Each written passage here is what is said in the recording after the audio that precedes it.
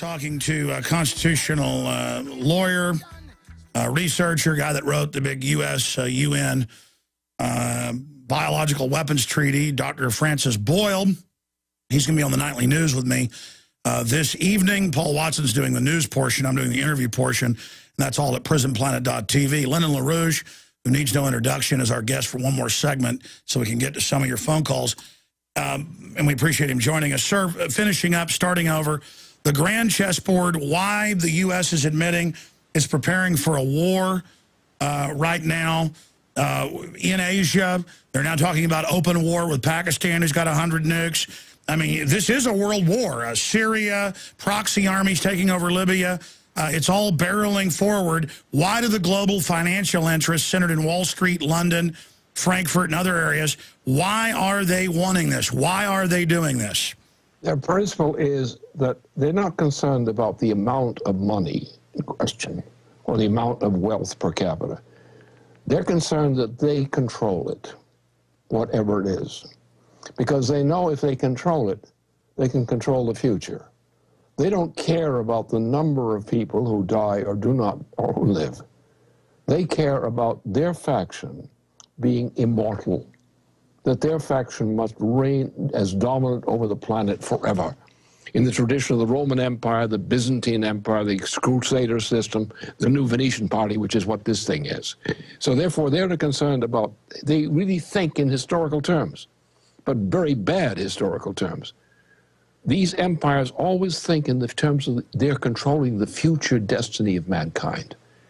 And they don't care how many people they lose of their own forces, how many they themselves kill of their own forces. What they care about is the future. That is, they are principled, as most of our politicians are not principled. Most of our politicians are thinking about the amount of money they get for their pleasure. The British Empire is more moral by being immoral, is morally immoral. Well, they're such incredibly vicious control freaks. They want to win. That's why they're into eugenics. They want to create an artificial habitat, control all human activity, and be God, basically. Exactly. That's the idea of God in terms of pagan belief goes back to the, things like the siege of Troy, where the question was, no matter how many people you kill, because you get to be the top dog, you can kill the opposition, the remaining opposition, which is what they did. They killed everybody except a few harmless people in Troy once they beat that racket. And that's the way the British think. That's their morality. They have a morality. The problem with our people, our corrupt people, is they have no morality. They have only personal greed, personal gratification. They don't give a damn about the future. That's right. The globalists at the top, they've convinced us that everybody's thinking on a 6-month, and the ruling elite are only thinking about themselves, and it's everybody for themselves. But really, they've got all these minions to sell out for money they printed out of nothing. For the globalists, for the top controllers, they're not even about money. They're about total control, long-term strategic chessboard, and the end game is global holocaust, global eugenics, and then they reemerge with their whole moonraker scenario. Incredible. So briefly, how do they plan on starting these wars? You're saying Syria and others and Iran. Well, it's the kickoff going into Pakistan and then China? No, it works differently. The plan basically is the British intend to destroy the United States by absorbing it, killing off most of the Americans, and a few things like that, But the tendency is for them to do the impossible. At the time that the British system is entirely bankrupt, Rothschild is totally bankrupt. They're bankrupt. They want to save the system for the future. Therefore, they are religious, but they're on the devil's side. We're on the other side, except we don't have any supporters. We have many people who claim to be religious, but they don't act religious. They act on the basis of personal greed and satisfaction and their sexual lusts and things like that. So that, and here I am, with people like me. There are a few of us around. And I think in terms of immortality too. But I'm not on the Satan side. They are. Well, that's right. Anybody who's truly awake and conscious and fulfilled is understanding that we all come and go. It is the species that matters, and it is the building up of humanity that is the great work. And for the global controllers, they want to take it all over, wreck everything, so nobody is independent, separate from their system. And they don't even offer mankind a place in their system with them running it. They don't like populations. They don't like people. They want us dead. It's like the James Bond movie when he says to Goldfinger, do you expect me to talk? And he goes, no, I expect you to die. They're not giving us quarter. And as crazy as all this looks, they're really moving us forward.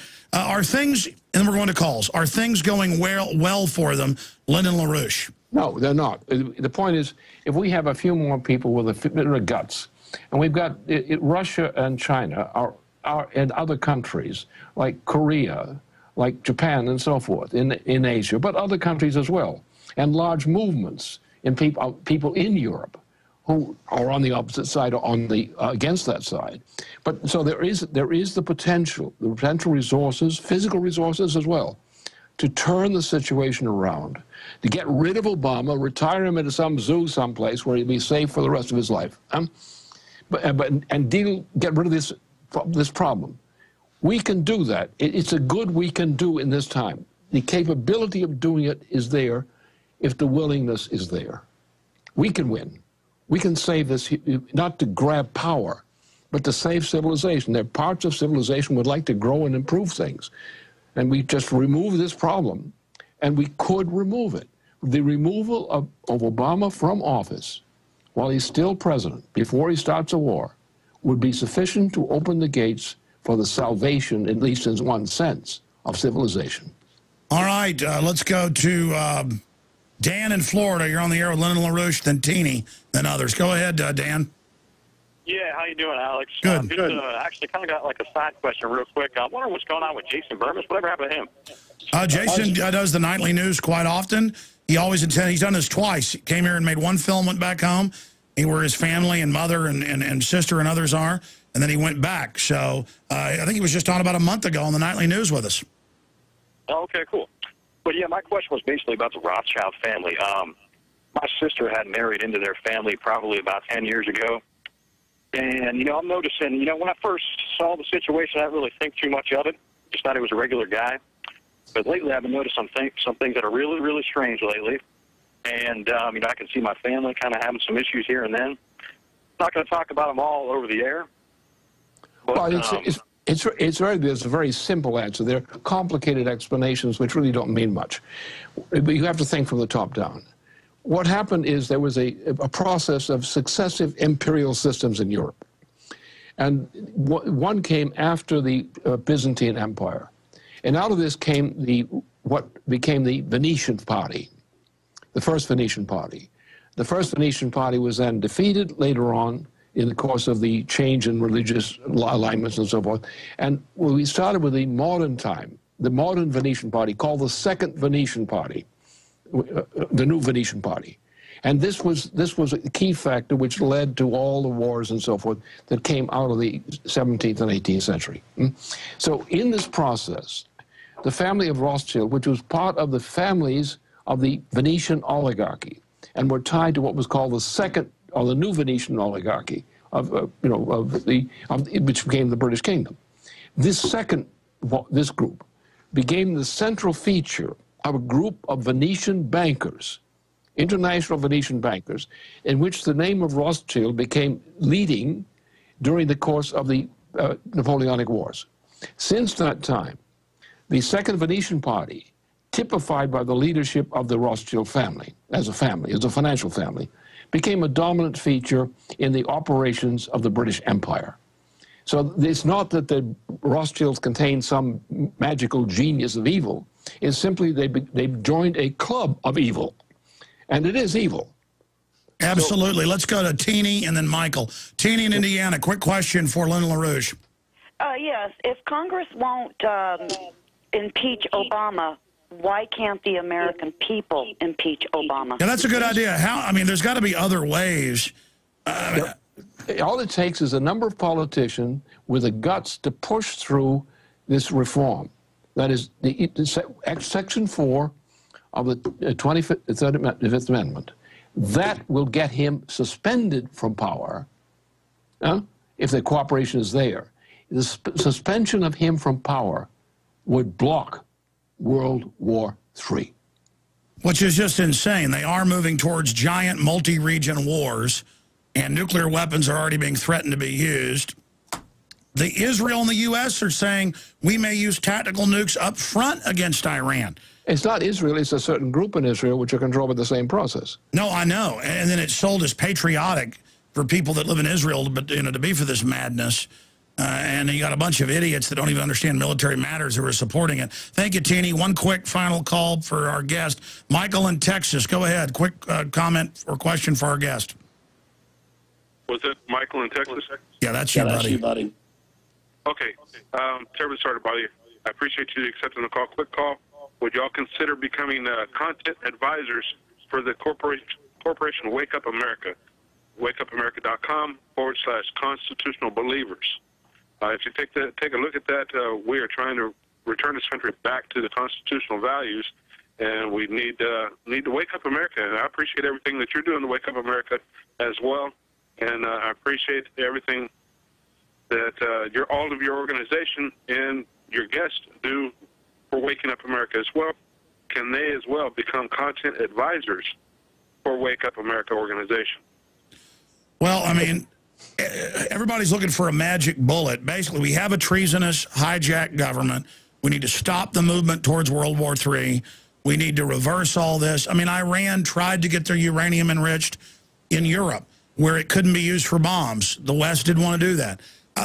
Let me ask, and I appreciate your call, sir, let me ask Lyndon LaRouche this question. I know that they threw out Mohammad Mossadegh, and then the West was involved at some level actually betraying the Shah, not saying he was a good guy. I know they're heavily involved with British intelligence and certain elements of the Wahhabist. I'm not saying, all of that Muslim sect, the majority are bad. I'm just saying that obviously we know Al-Qaeda, is a Western foil. All of that's going on. And we know that this system is expanding on the subject of Iran. We know that with Iran-Contra, there were the behind-the-scenes deals with the mullahs and the CIA. I mean, sometimes I wonder if there aren't elements of the Iranian establishment aren't still working with the West in some type of elaborate saber-rattling to try to basically manipulate the price of oil and things. Lyndon LaRouche, we're almost out of time. I appreciate all the time you've spent with us, but please give us your take on that. Well, the point is, you go back to the issue of this.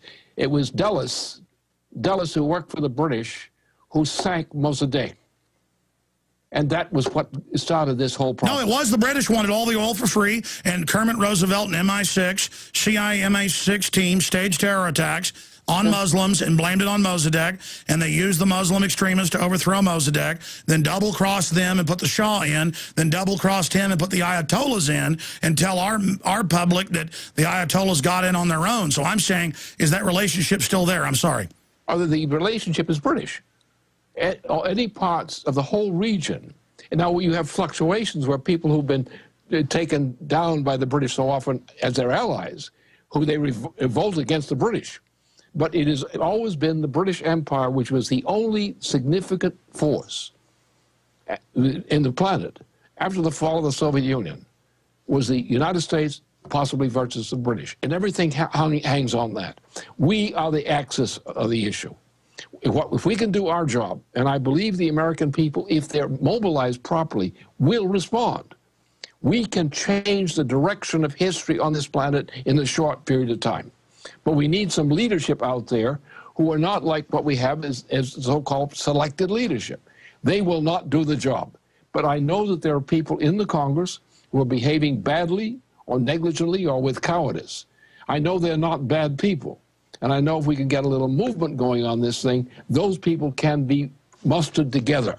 And with that force, we can change the direction of this whole process. But we have to do it quickly. Well, you've got a lot of your ideas and information at LaRouchePack.com. There's also LaRouchePub.com.